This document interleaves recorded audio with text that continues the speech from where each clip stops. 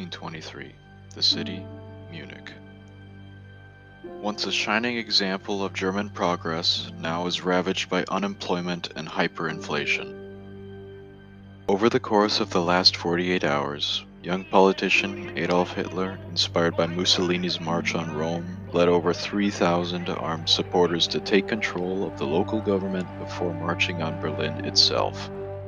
Ever since Germany lost World War I in 1918, Germany has experienced unemployment and hyperinflation across the entire nation. Along Germany's borders, foreigners would buy out entire villages of the year's harvest, as well as entire herds of cattle, paying next to nothing because the German mark was almost worthless. It was this environment that allowed Adolf Hitler and the National Socialist Workers' Party to rise and launch their coup of the Weimar Republic. However, Hitler's attempt to coup in 1923 ultimately failed, leading to his arrest and imprisonment. Following Hitler's release in December of 1924, he set to work on rebuilding the party. By 1925, Hitler had convinced the Bavarian police to lift the ban on National Socialist Workers' Party. Fast forward to 1929. The American stock exchange collapses, leading to American banks and businesses pulling out their loans of German banks and companies, plunging the entire nation into the Great Depression. In July of 1930, Chancellor Brüning cut government expenditure wages and unemployment pay, leading to even more unemployment. This pushed even more of Germany's population into the lower class and below the poverty line. Seeing an opportunity, Adolf Hitler began aggressively pushing to get National Socialist Workers' Party officials into public office. The party was supported by desperate citizens of Germany looking for a way out of the Depression. They saw Hitler as the strong man Germany needed to rebuild their economy. In 1928, the National Socialist Workers' Party only had 12 seats in the Reichstag. However, by July 1932, they secured 230 out of the 608 seats and became the largest party in the government. Along with Hitler's appointment as Chancellor, the National Socialist Workers' Party had almost complete control of the government. Now that Hitler had control, he began working towards his objectives. Hitler's primary objective was to expand Germany by conquering Austria, Czechoslovakia, and the eastern part of Poland to provide more living space for German citizens. While Hitler was uneducated about economics, he knew that a strong economy was one of the most important factors of waging war. However, before he could start shifting the economy for war, he still had to address one of the worst economic tragedies in Germany's history. For that, they enlisted the help of a world-renowned German economist named Hjalmar Schacht. Hjalmar Schacht was appointed as head of the Reichsbank and later appointed as Minister of Economics in 1933.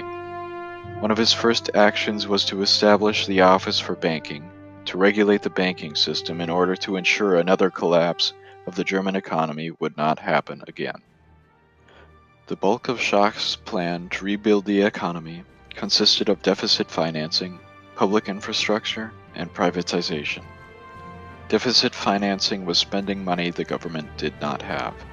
It viewed the economy like a bank account, first taking out huge loans, then spending that to create jobs and economic growth, and finally taxing that growth to pay off the loans.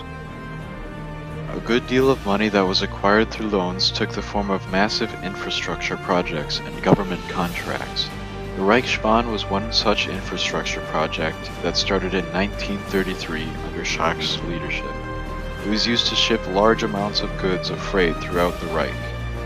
The Reichsbahn would grow to become the largest state-owned commercial enterprise in the world. The first major public use of the Reichsbahn was in 1935, when it transported over 800,000 German citizens to the largest rally ever staged, Nuremberg. To carry out the construction of infrastructure and to increase employment, unions were banned and the National Labor Service was founded. It required that all men ages 18 to 25 had to serve in the National Labor Service for 6 months. The government invested 5 billion marks into the labor service and the infrastructure projects it took on. The final part of Schacht's plan was the privatization of companies and banks. During the era of the Weimar Republic, the government bought a majority of shares in many different companies and banks in hopes of stabilizing the economy. Schacht's plan was to sell those shares that the government owned to gain more money for the government contracts and infrastructure projects. In order to get around government budget restrictions placed on Germany through the Treaty of Versailles, along with the increase of military spending, Schacht created Mifo bills, a form of redeemable currency that could be exchanged for real currency at a later date. It was by 1936 Schacht had dominated the economy and had done a great job in the eyes of Hitler. In 1933, when Hitler took office, over 6 million Germans were unemployed, which reduced down to 2.7 million in 1934, and finally, by 1935, it was down to only 1.7 million.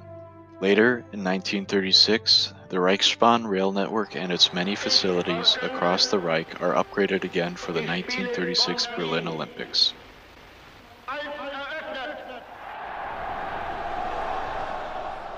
The upgraded rail network allowed tourists and German citizens to be transported into the city to watch the games. It also allowed for the fast transportation of tourists around Germany, resulting in the spread of economic benefit throughout the Reich. It was around fall of 1936 Schacht recognized the danger to his position from other members of the Nationalist Socialist Workers' Party. Hermann Göring, a longtime member of the National Socialist Workers' Party, had been gaining support from Hitler over his plans to re-arm Germany. In November of the following year, Hjalmar Schacht resigned from the position of Minister of Economics, a role that was swiftly filled by Hermann Göring. Using the vast rail network of the Reichsbahn, Göring sent 9 million tons of freight and 400,000 workers to build defenses on the western border, foreshadowing Germany's later intentions. The 4-year plan was when Germany started to enact more fascist policies. Under the 4-year plan, they began stepping up rearmament to get ready for an upcoming war in the East. Up until that point, Germany had been building up a large amount of debt. Under the 4-year plan, Hitler proceeded to spend more, which continued to build up the debt. He did this so he could invade other nations and use their wealth to pay off the debts of Germany. Another key feature of the 4-year plan was to become self-sufficient. Since Germany had learned from World War I, once war begins, trade stops. Germany did not have a lot of the natural resources they needed for war, so they began manufacturing ersatz materials. Ersatz material enabled the artificial manufacturing of valuable resources, such as artificial rubber and oil. However, the cost of producing and researching these materials was very expensive, adding to the already growing debt. Along with ersatz materials and other German scientific breakthroughs, Göring began to produce one of Germany's new weapons of war, the Panzer. Alongside Germany's growing infantry divisions, Göring began organizing new mechanized divisions that would later be used to spearhead the Blitzkrieg in future conflicts.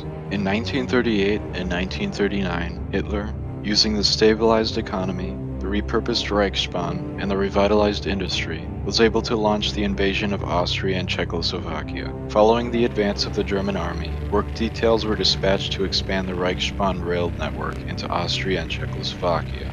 On September 1st, 1939, Germany invaded Poland. Roughly 250 trains a day were mobilized to move soldiers, tanks, and supplies to the Polish front. After Germany's victory in Poland, they held the largest train network in Europe, holding over 50,000 miles of track. Less than 10 years after Schacht had left office in 1936, Germany would find itself in ruins, the economy non-existent, and the cities laid flat by Allied bombers.